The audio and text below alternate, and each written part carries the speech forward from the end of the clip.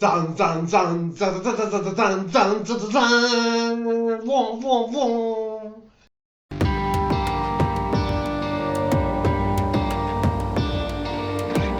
Ciao ragazzi, bentrovati in un nuovo video. Allora, questo è un titolo di guida, ma non mi sento di dire né che è un sim, né che è un simcade, come dice la casa di sviluppatrice, casa di sviluppo, che è italiana, se ho capito bene.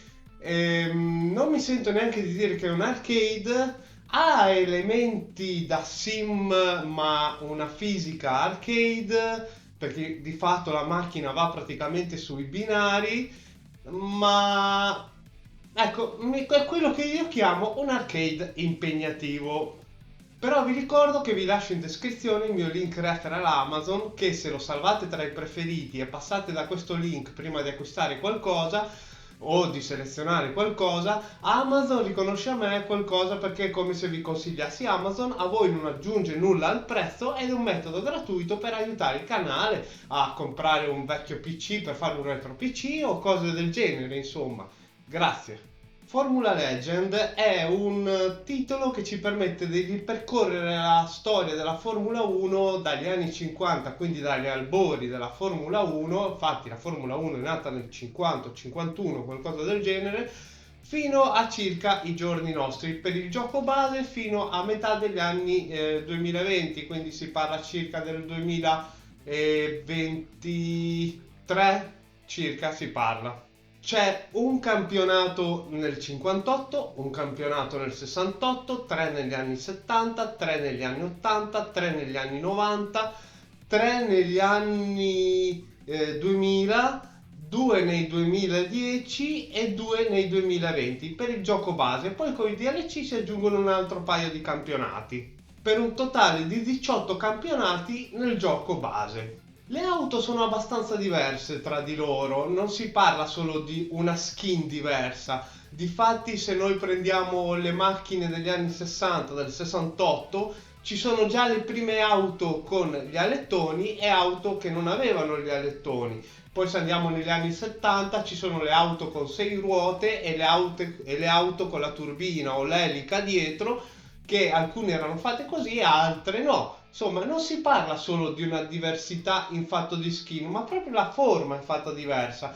E anche le statistiche cambiano leggermente, seppur la maggior parte siano tutte uguali come statistiche, alcune hanno qualcosina in più. Possiamo scegliere la difficoltà per ogni campionato, che va da molto facile a molto difficile, e si sceglie anche la durata della gara, si va da pochi giri a una ventina di giri e si parte con una specie di tutorial che ci spiega tutto quello che ci serve sapere per guidare la macchina attraverso i nostri campionati. Abbiamo 4-5 visuali, per lo più tutte esterne, tranne una che è sopra il casco del pilota. Sì, io ho proprio la testa da casco di pilota, che torna utile per chi vuole giocare col volante, perché di fatto ho letto che ha supporto nativo per il volante, ma sinceramente è un gioco che a me piace giocare pad alla mano, oppure anche da una portatile tipo Steam Deck, roga live, roba così. È proprio il gioco che ci vedo a pennello su questi dispositivi. La grafica cartunesca aiuta un po' lo spirito di sto gioco, perché di fatti non avremo Rubens Barrichello, ma avremo Boris Rubichello. Non avremo Niki Lauda, ma avremo Miki Laura. Non avremo la Ferrari, ma avremo la Ferenzo. Enzo Ferrari, Ferrari Enzo Ferenzo. Non avremo il Gran Premio di Interlagos del Brasile, ma avremo il Gran Premio del Sole del Carnevale. Insomma, va tutto così. Ragazzi, è un indie da 20 euro, ci permette di giocare per un po'. Sinceramente, gli volete chiedere anche le licenze ufficiali? Dai, non siate ridicoli. Perché vi ricordo che in passato c'era una signora Ubisoft che con Monaco Grand Prix Racing Simulation 2 ci vendeva un Michael Schmitze allo stesso prezzo di un Michael Schumacher, 90.000 lire, quindi zitti. Prima della gara c'è la qualifica, anche questa si può selezionare il numero di giri da fare, ma non c'è nessun setup da fare alla macchina, quindi niente stare ad abbassare ammortizzatori, modificare parametri nella power unit, no, niente di tutto questo, si corre e basta. Alla partenza dobbiamo scegliere il tipo di pneumatico che vogliamo scegliere, che vogliamo usare. Si parte da asciutto e bagnato, però un'imperfezione. Io mi ricordo che anche negli anni 90 c'era morbida, media, dura, insomma, qui fino al 2010 mi sembra queste cose non arrivano. Qui è una piccola imperfezione che, vabbè, è così. Durante la gara c'è il consumo di carburante, il consumo di benzina e la vita della macchina, che più andiamo a sbattere e più la vita cala.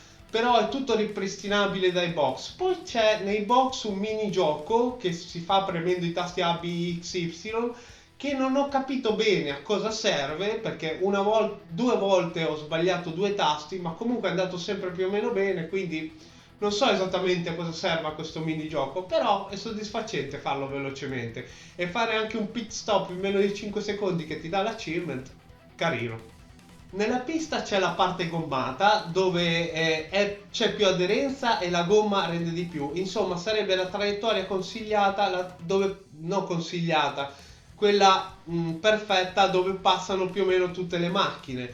E quando piove quella traiettoria è quella un po' più asciutta rispetto al resto della pista, quindi è consigliabile utilizzarla.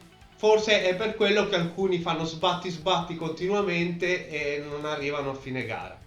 Sì, c'è da dire che ogni tanto ci sono i bot che hanno le manie kamikaze, che quando li stai per superare ti sbattono fuori o ti chiudono e piuttosto si sacrificano loro ad andare fuori pista assieme a te.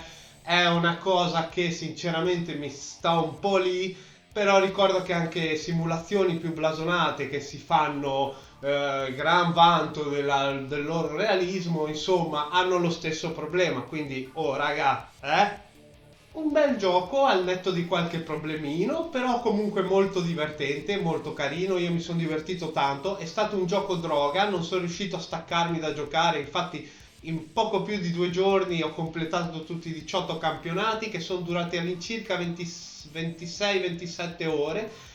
Mi sono divertito tanto, non mi pento di averlo pagato era in sconto, l'ho pagato 15 euro, ma anche 20 euro secondo me li vale tutti. O poi se lo prendete in sconto meglio ancora, ma comunque non sono soldi buttati, li vale. Ok ragazzi, per questo video era tutto. Enjoy!